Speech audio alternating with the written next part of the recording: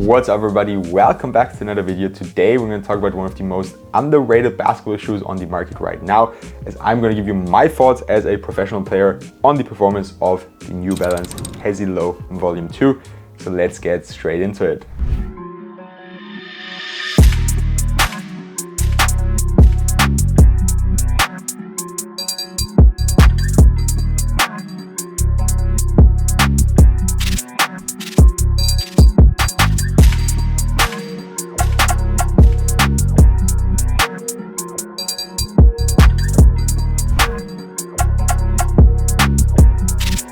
First things first, the retail price. They retail for 110 euros or dollars, and there's some amazing colorways available. My favorites, as you can see, this pink, kind of red pink one right here. I haven't even played with them yet, they just arrived. And then this light blue one here, really clean pairs. And for that retail price and the tech you get, those are really some awesome basketball shoes, and I think they're criminally underrated because I don't see as many people playing with them. So let's get straight into it and start with the traction performance. For the outsole tread, we have a wavy herringbone type pattern, and for different colorways there's different outsole options available. Here this pair has a fully translucent outsole apart from this little shank here in the midfoot. Then this pair right here has a translucent part in the forefoot and a solid rubber part in the heel. And then I had one more colorway that I actually gave away to a youth player at a club of mine. He asked for some shoes after a game and I gave him those. They had a fully solid rubber outsole. Did I notice any big performance differences? Not really. I feel like the solid rubber, of course I haven't played with those yet, but I've played with these. I feel like the solid rubber picks up less dust but doesn't grip as aggressively as the translucent rubber. So I believe these will have the best, like just the most tacky traction of all, but they will also pick up the most dust. And here the blue colorway these are kind of mixed, but you're playing mostly on your forefoot anyways. So in my opinion, if you're on dusty courts, I think the solid rubber will actually be better. If you're on really clean courts all the time, then get the translucent rubber colorways. And if you're planning to play outdoors, also make sure to get the full solid rubber outsoles, or at least the half solid rubber outsole. They're not the most expensive shoes, but still you want them to last a little bit at least. And while the rubber is not the hardest, the grooves are relatively thick and they are kind of hard to move. So I think they will be durable enough, but I believe that the solid rubber parts of the outsole will hold up better than the translucent rubber parts. The grooves are relatively thick and steep, so I think you should be good to go for some time on outdoor courts, even if you're playing on concrete courts. And now back to indoor performance. How do they perform on an indoor court? Really well. One of the best traction setups I've tried in a while. And in my opinion, traction is the most important thing on a basketball shoe. So that's just great that this shoe does that so damn well, especially factoring in the low retail price. They really have one hell of a bite. Something else that they have, which has nothing to do with traction performance, but some people just prefer it, is they have an insanely loud squeak. So if you're someone who likes squeaky shoes, you'll absolutely enjoy these. Another thing they have, which you can't see that well here, is a little focus point here in the forefoot, right underneath the ball of your foot, where we have this little numeral with the 2. You can see it better on the full solid rubber outsoles, but that's it already for traction performance. If I had to rate it, I'd probably go like 9 out of 10 because the bite is really good. The one minus point is for the a little bit more than average dust pickup. Moving on to the cushioning setup, we have a full length fuel cell cushioning setup, and it feels very nice. Again, considering that these retail for only 110 euros or dollars, it feels so damn nice.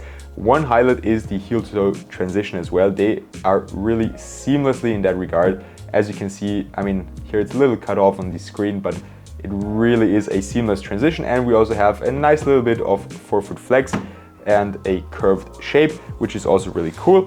And for the forefoot flex, you can see it here, the toe area really flexes nicely, and that's very important that it's not in the midfoot right here, but that the toe area here can flex nicely.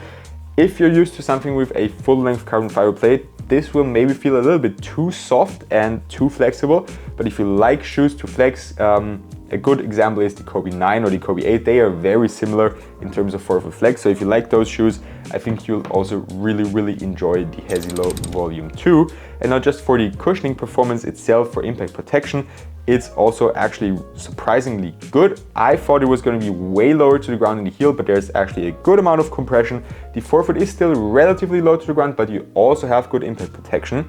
Fuel cell is not very bouncy, but it's a very soft setup. So if you want something bouncy, as I said, similar to something with a carbon fiber shank plate, these are probably not the ones to go for. But if you like soft and comfortable and flexible setups, these will do wonders for your feet. The insole is a little bit weird, as it's a standard New Balance insole, which has this kind of weird neoprene theme underneath here. And at first it just feels a little bit weird. I didn't notice it as much on these shoes here, but on the Kauai 4 it bothered me like crazy. I don't know why, but just felt very unstable. I felt like I was sliding around. Here I didn't notice it as much. It's just a little bit of a weirder feeling. It takes away a little bit from court feel in my opinion. It's a thicker setup than Ortholite, but essentially it feels just like maybe two Ortholite insoles stacked on top of each other. So again, very soft, very comfortable, but not the best for court feel. The stromal board itself is very stiff. There are no cutters for extra compression, but because the insole is relatively thick, stepping comfort is still good. But that was something I noticed when I was checking out the stromal board. It actually looks incredibly stiff, but also because the fuel cell cushioning underneath is so soft, you don't really notice it. And I think if they had added a bigger cutout, it would even have been too much. One thing you also need to keep in mind is that fuel cell cushioning can bottom out. So if you play with them a lot, they will get a little bit more stiff, which maybe even is a good thing because at first they are really, really soft. So just keep that in mind. Also, when you're playing outdoors, if they're too soft at first, give them some extra sessions and the cushioning setup will wear in more nicely and will feel in better. Now moving on to the support features, that is also something that this shoe does very, very well. We have a very rigid heel counter. You can see this little plastic overlay here at the top as well. We've got an internal one and an external heel counter. Locks your heel in really, really well. Together with the laces, I had no issues with heel slip. The lacing system itself also really keeps your foot locked in and on the footbed. What I also like is that we have some adjustable lace loops here in the heel, so you can really customize how you want to lace them. You can do a runner's knot, you can go a little bit more loosely, or you can really use all the lace loops and lock your foot into the shoe like crazy. Of course, I also mentioned it before, we have this little shank plate here on the outsole. It does a good job in terms of torsional support, really keeps the foot on the footbed. The shoe doesn't twist up on itself, which is always a nice feeling, and I showed you for the forefoot flex. We can also compare it with a brand new pair. As I said, I haven't played with those because they've just recently arrived. You can see they are really still damn stiff, especially in the midfoot end, and just flex a little bit here in the toe area. So here I need to apply a little bit more force. Here it's really easy and I can almost do it with only one finger. So for torsional support, you are good to go. One thing that hinders these support features a tiny little bit is the soft materials, because they are very soft, very comfortable. They just don't contain your feet as well. But in my opinion, they tried and make up for that with the good lacing system that really helps your foot keep it locked in. But just because the materials will also soften up a little bit over time, your foot can move side to side just a tiny little bit. But it wasn't a major issue for me, it's just something I wanted to point out if you don't like that specific feeling. Now, of course, the shank plate isn't as stiff as something like a full-length carbon fiber shank plate. For example, Wave Weight 11, Jimmy Butler 2 and 3. But it still does a good job. But overall, I mentioned it before already, it's more of a softer setup and just not overall as stiff and as bouncy, and doesn't give you as much spring back when you're running up and down the court as some of these shoes, but it's more of a softer and comfortable vibe. I think a really, really good comparison is the Kobe 9. Even though these don't have a drop in midsole, they still feel relatively similar in my personal opinion. With that being said, let's move on to the last performance category, which is going to be the materials. I mentioned that they're very, very soft already. Even here, brand new pair, you can see they already flex like crazy. And now here, a pair that's broken in already is even softer. So they will also conform to your feet relatively nicely, and overall it's just a very, very soft and plush feeling around. They're adequately padded, nothing too crazy. The tongue actually has some padding. The laces don't cut into your feet, but it's nowhere near something like a tongue on the Kyrie Infinity, for example, that had a really, really crazy padded tongue. It just is enough for the laces not to cut into your feet. The heel area is also adequately padded. Nothing too crazy, but still overall, just because the materials are so soft, it's a very cozy feeling. We have a little overlay here in the toe area if you're a toe dragger, and the materials are 100% synthetic. It's a mix of a textile and synthetic materials, some plasticky overlays as well here on the lace loops. And then of course here, this heel counter is plastic as well. That's it for the materials already.